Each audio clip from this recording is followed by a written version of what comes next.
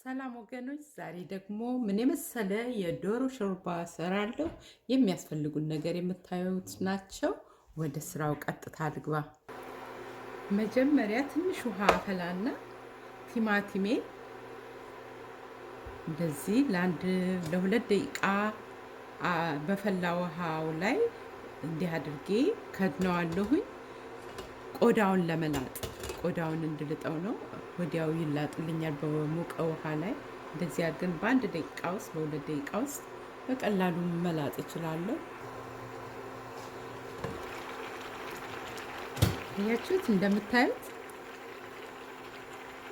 መሰነጣጠቅ ጀምሮ አሁን ይሄንን ቆዳውን ላጥ አረግና የውስጡን ብቻ ክትፍ አድርገዋለሁ።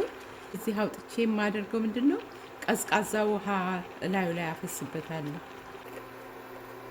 አንድ ሁለት የሾርባ ማንኪያ የሚያክል ዘይት እጨምራለሁ፣ ሳይበዛ። በላዩ ላይ እንደዚህ የከተፍኩት ቀይ ሽንኩርት አለ። ቢጫ ሽንኩርት ነው የሚሉት እዚህ ሀገር፣ የሎ ኦኒየን።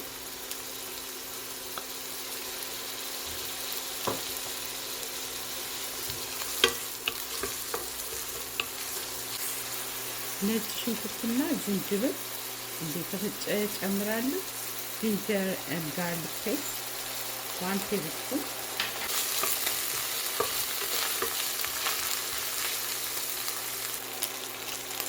ትንሽ ውሃ ጠብ አደርግበታለሁ ድስቱ እንዳይዝ።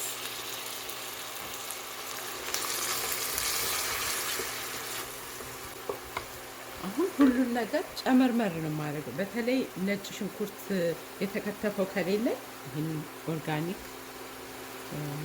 ጋርሊክ ፓውደር ጨምራለን። እሱ ነው ዋናው ጥሩ ለሱ። የምትፈልገውን ያህል መጠኑ እንግዲህ የምንፈልገውን ያህል ነው የምንጨምረው። ኦሪጋኖ ጨምራለሁ።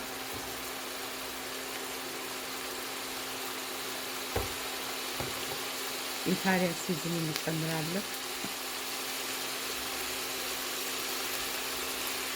ብላክ ፔፐር፣ ቁንዶ በርበሬ ጨምራለሁ። ጨው ጨምራለሁ። ሱፕ ብዙ ጊዜ ጨው ይወዳል፣ ግን ያለ ጨው መልመድ እንዴት ጥሩ ነው ለጤና ማለት ነው።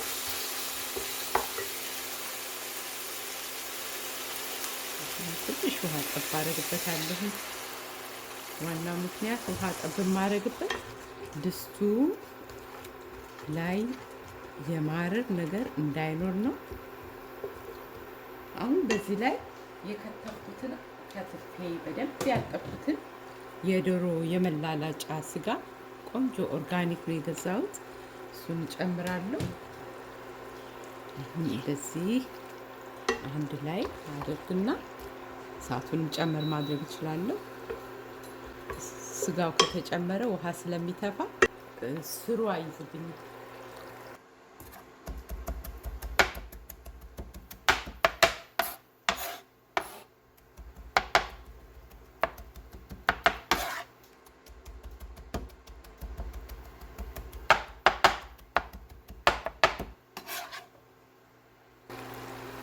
ይሄው እንደዚህ ቅቅል አድርጌ የከተፍኩትን ፍሬሽ ቶሜቶስ፣ ፍሬሽ ቲማቲም እንደዚህ ጭምር አድርጌ አብሬ አበስለዋለሁ። ቀጥዬ ቶሜቶ ሶስ ነው የምጨምረው። ኦርጋኒክ ነው። ይሄንንም ኦርጋኒክ ፕሮዳክት ነው ብዙ መጠቀም የምወደው ከጤና አንጻር ማለት ነው። ይሄንን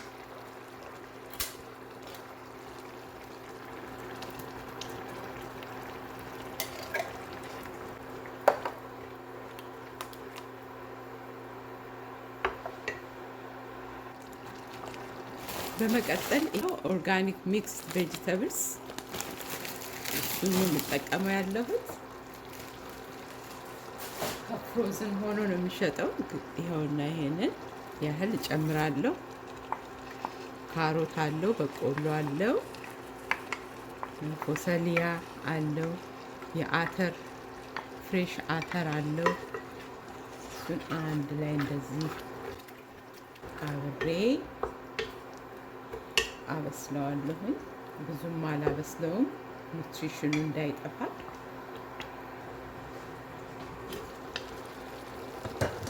አሁን እንዲህ ተክተክ ሲልልን ብዙም ሳናበስለው ውሃችንን እንጨምራለን።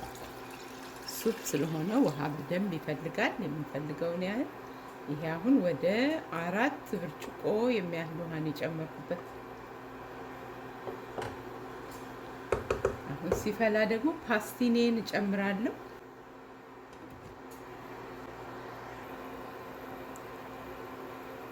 እንዲህ እየፈላልን ነው ሱፓችን፣ ሾርባችን። አሁን ፓስቲኒ ያለኝ እዚህ።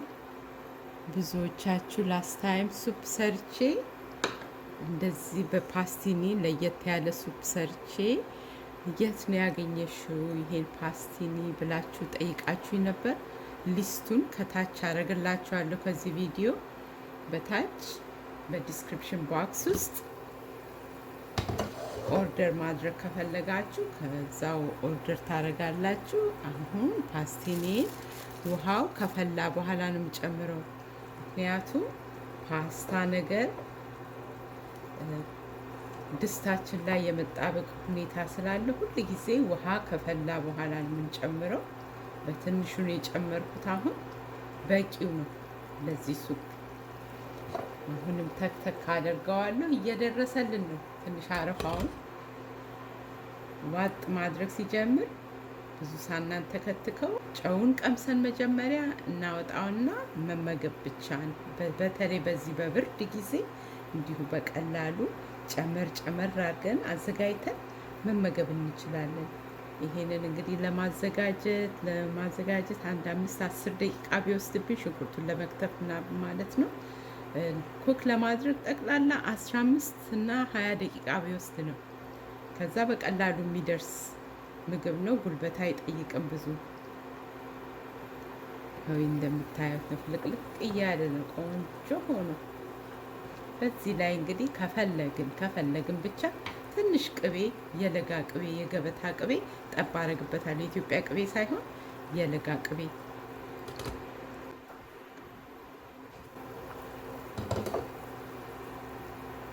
አንድ የሾርባ ማንኪያ ቅቤ ጠብ አደርግበታለሁ። ትንሽ ቃና የበለጠ እንዲሰጠው ለማለት ነው። መልኩም ያምራል። ኑትሪሽናል ነው። በጣም ቆንጆ ነው። ጨው ደግሞ አይብዛ። የራሱ የቲማቲሙ ቃና በቂው።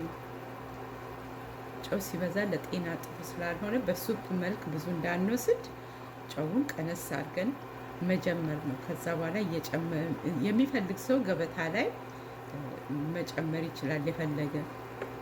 ግን ስናዘጋጀው ጨው አይብዛ።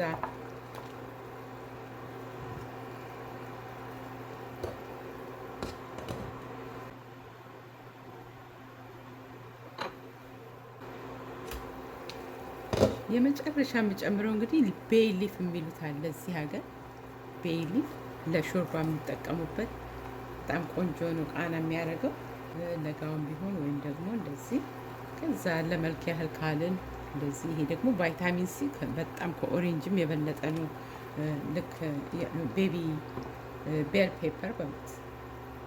ትንንሿ ሆነ እንደ ቃሪያ ነው የምትመስለው፣ ግን አያቃጥልም። በጣም ብዙ ቫይታሚን ሲ ያለው እሱ ሁሉ ሲደማመር እንግዲህ አስቡት ለጤናችን እንዴት ቆንጆ እንደሆነ።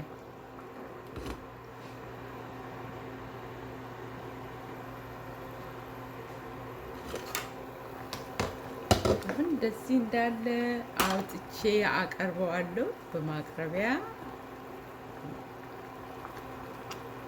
የዛሬ ቪዲዮን እንግዲህ በዚህ ነው የምጨርሰው። ከወደዳችሁት ለሌሎቹ ሼር አድርጉልኝ ይሄን ቪዲዮ። ዩቱብ ሳምሃው ለሁላችሁም ሰብስክራይብ ላደረጋችሁ አላደረሰውም፣ እናንተ ግን ሼር በማድረግ ልታደርሱት ትችላላችሁ።